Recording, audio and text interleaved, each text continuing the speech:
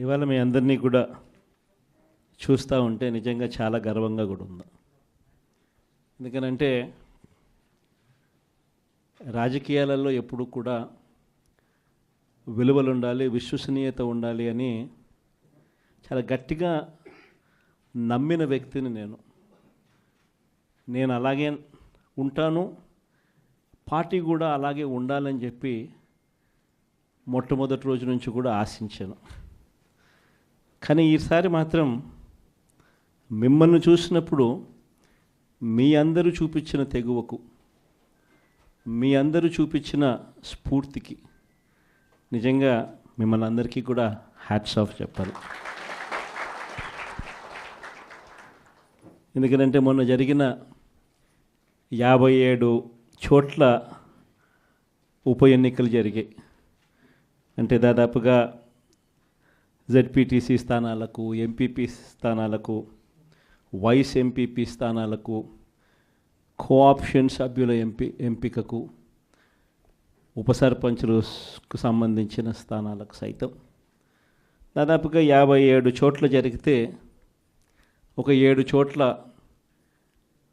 అధికార పార్టీకి గెలిచే పరిస్థితి లేదు కాబట్టి ఒక 7 చోట్ల ఎన్నికలు వాయిదా వేశారు. మరో 50 చోట్ల ఎన్నికలు వాయిదా వేసే పరిస్థితి లేక ఎన్నికలు జరపక తప్పని పరిస్థితిలో ఎన్నికలు జరిపారు. జరిపిన ఈ చోట్ల కూడా దాదాపుగా 50 స్థానాలకు గాను 39 స్థానాలు వైఎస్ఆర్ కాంగ్రెస్ పార్టీ కార్యకర్తలు గొప్పగా తెగింపు చూపించి గెలుచుకోగలిగాం. నిజంగా ఆశ్చర్యం కలిగించే విషయాలు ఏమిటి అంటే అసలు తెలుగుదేశం పార్టీకి ఇక్కడెక్కడా కూడా కనీసం గెలవడానికి తగ్గ నెంబర్స్ కూడా లేవు. గెలవడానికి కావలసినన్ని సంఖ్యాబలం లేనప్పుడు తెలుగుదేశం పార్టీ ఎందుకు ఈ మాదిరిగా ఎన్నికలు భయాందోళన మధ్య మభ్యపెట్టి, భయపెట్టి, ప్రలోభాలు పెట్టి, దౌర్జన్యాలు చేస్తూ ఎందుకు ఈ ఎన్నికలు నిర్వహిస్తూ ఉన్నారు అనేది వాళ్ళకే తెలియడంలో. చంద్రబాబు నాయుడు అనే వ్యక్తికి నిజంగా బుద్ధి జ్ఞానం రెండూ లేవు.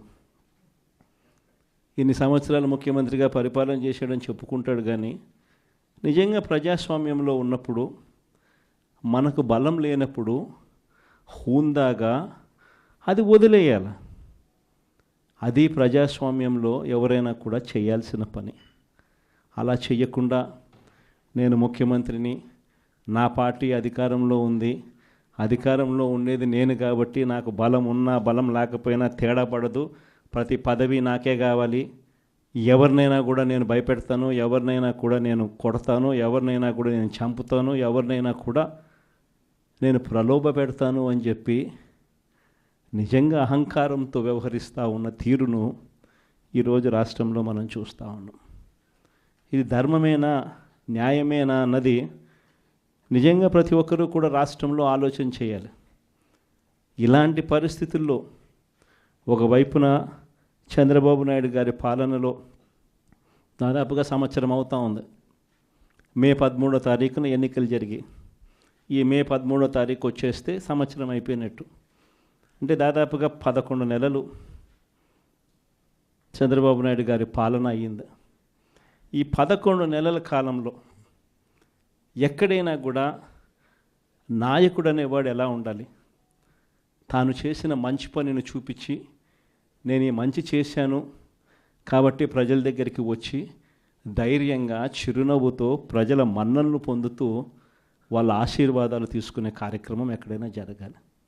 కానీ 11 నెలల కాలంలో చంద్రబాబు నాయుడు గారి పాలనలో మనం చూస్తూ ఉన్నది ఏమిటి అని అంటే సూపర్ 6 గాలికి ఎగిరిపోయింది, మోసం. సూపర్ 7లు గాలికి ఎగిరిపోయాయి, మోసం.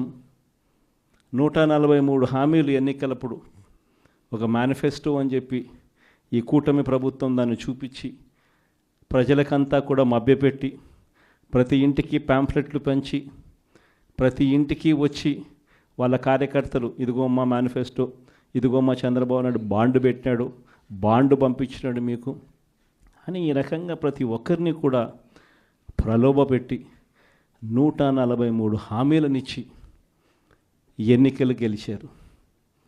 గెలిచిన తర్వాత 11 నెలల కాలంలో ఈ పెద్ద మనిషి చంద్రబాబు నాయుడు గారు ఎన్నికలప్పుడు ఆయన చెప్పిన ఈ సూపర్ 6లు ఏమైనాయి, ఈ సూపర్ 7లు ఏమైనాయి అని ఎవరైనా అడగడానికి కూడా ధైర్యం చేస్తే ఆ స్వరం కూడా వినపడకుండా చేయాలి అని తాపత్రయపడతా ఉన్నాడే తప్ప ఆ హామీలను నెరవేర్చాలి, ప్రజలకు ఇచ్చిన మాట నెరవేర్చాలి అన్నది మాత్రం ఎక్కడా కూడా చంద్రబాబు నాయుడు గారు అడుగుల్లో ఎక్కడా కూడా కనిపించడంలా.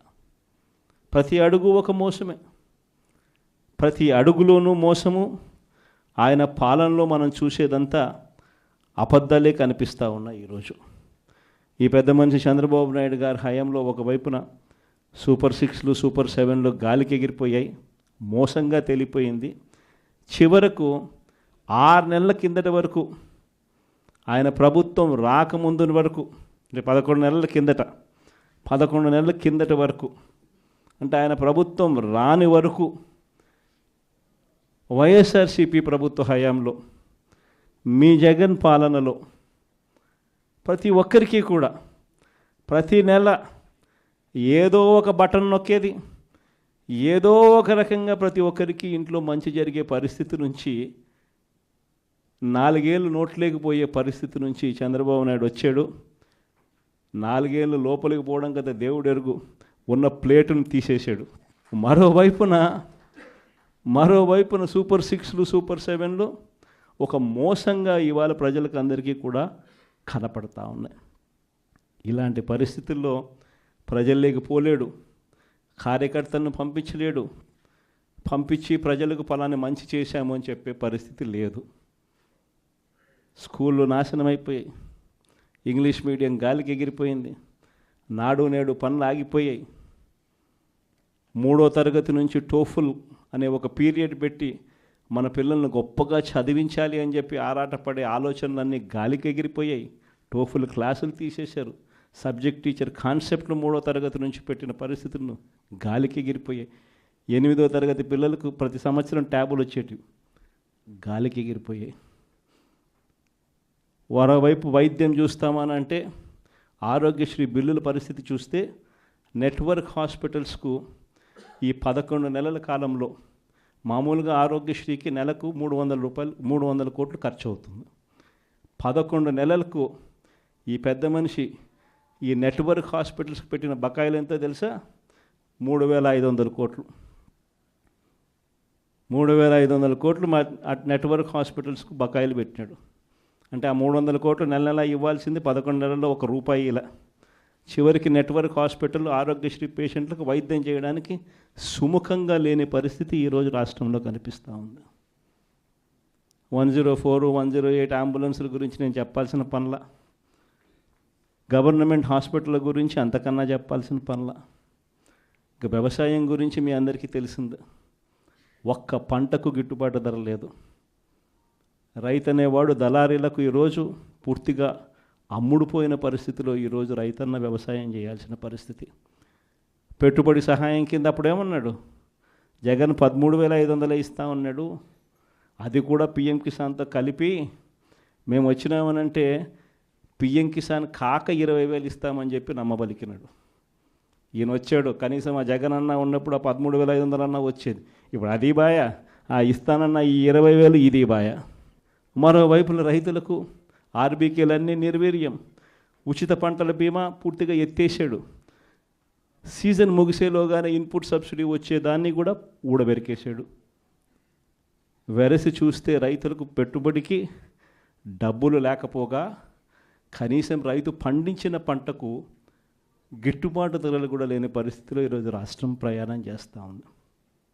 మరోవైపున చూస్తే వాలంటీర్ వ్యవస్థ లేదు, ట్రాన్స్పరెన్సీ లేదు, పారదర్శకత లేదు, స్కీములు లేవు.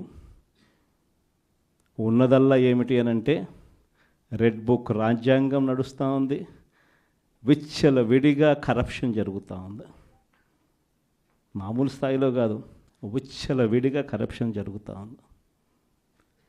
పోలీసులు పూర్తిగా వీళ్ళ కాపలాదారులుగా వాడుకుంటా ఉన్నారు. వీళ్ళ బంట్రొత్తులుగా పోలీసులను వాడుకుంటా ఉన్న పరిస్థితులు కనిపిస్తూ ఉన్నాయి.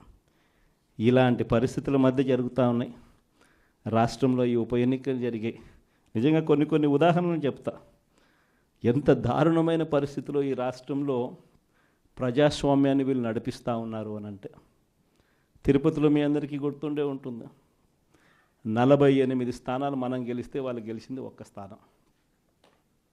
తిరుపతి పరిస్థితి, ప్రజలు ఓటేస్తే ఇచ్చిన తీర్పు ఏమైంది?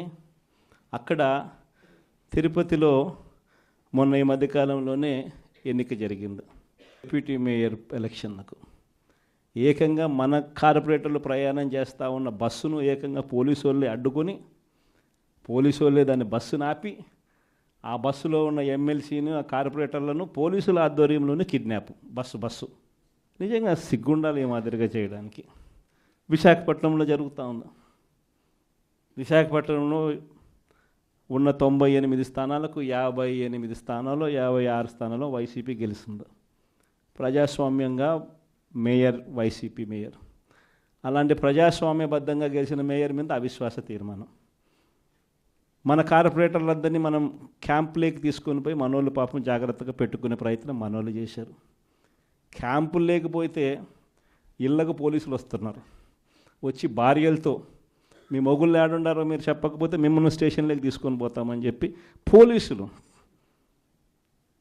విశాఖపట్నంలో 40వ వార్డు కార్పొరేటర్ ఇంటికి పోలీసులు పోయి భార్యతో మాట్లాడిన మాటలు నిజంగా అసలు ఏమన్నా బుద్ధి జ్ఞానం ఉన్నోళ్ళు ఎవరైనా చేస్తారా? పోలీసుల్ని మాదిరిగా వాడుకునే కార్యక్రమం. రామగిరి మండలం, మన అనంతపురం జిల్లాలో, ఇక్కడ కూడా ఆశ్చర్యకరమైన విషయం. ఉన్నటి ఎన్ని ఎంపీటీసీలు అంటే 9 మనం గెలిస్తే వాళ్ళు 1 గెలిచినారు.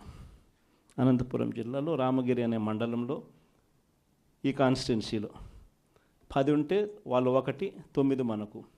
ఎవరు గెలిచాలి? యాక్చువల్గా మన వాళ్ళే గెలవాలి కదా, సంఖ్యాపరంగా చూసినా ఏం పరంగా చూసినా. కానీ పరిస్థితి ఏమిటి చూస్తే, అక్కడ ఎస్ఐ మన ఎంపీటీసీలందరినీ కూడా ప్రయాణం చేస్తూ ఉన్న ఏకంగా పోలీస్ ప్రొటెక్షన్ ఇచ్చి, నేను తీసుకుపోతాను మీ ఎంపీటీసీలందరినీ అని చెప్పి ఆయనే పోలీస్ ప్రొటెక్షన్ ఇచ్చినట్టుగా బిల్డప్ ఇచ్చి, కనీసం ఆయన తీసుకుపోతున్నాడు అంటే దారి మళ్ళిస్తాడు. దారి మళ్ళించి ఆయన కిడ్నాప్ స్వయంగా చేస్తాడు. చేసి అక్కడ వీడియో కాల్ పెడతాడు. తెలుగుదేశం పార్టీ ఎమ్మెల్యేతో video call. Telugu Desam party MLA ఆయన కొడుకు. వీడియో కాల్లో మన ఎంపీటీసీని ప్రలోభపెట్టే కార్యక్రమం ఎస్ఐ, ఒక బ్రోకర్గా ఎస్ఐ బిహేవ్ చేస్తాడు వీడియో కాల్ పెట్టి. అప్పటికి మన ఎంపీటీసీలు వినకపోయేసరికి ఏం చేశాడు, ఈయనే కిడ్నాప్ తీసుకొని పోయి ఏకంగా మండల కేంద్రాలయంలో వీళ్ళందరినీ నిర్బంధించి బైండ్ ఓవర్ చేస్తారు. అక్కడికి మన ఎమ్మెల్యే, మన మాజీ మంత్రి, అక్కడ మన మహిళ మాజీ మంత్రి ఇద్దరు వెళ్ళి అక్కడ ధర్నా చేయాల్సిన పరిస్థితిలోకి వాళ్ళు పోయి, మన ఎంపీటీసీలను మనం తీసుకొని మనం పోతే మన వాళ్ళ మీదనే కేసులు. చివరికి అంతటితో కూడా ఆగిపోలే. ఆ మండలంలో భయం రావాలట. ఆ మండలంలో భయం రావాలని రామగిరి మండలంలో ఏం చేశారు, ఒక ఇంపార్టెంట్ బీసీ లీడర్ను, లింగమయ్య అనే ఇంపార్టెంట్ బీసీ లీడర్ను చంపేసినారు.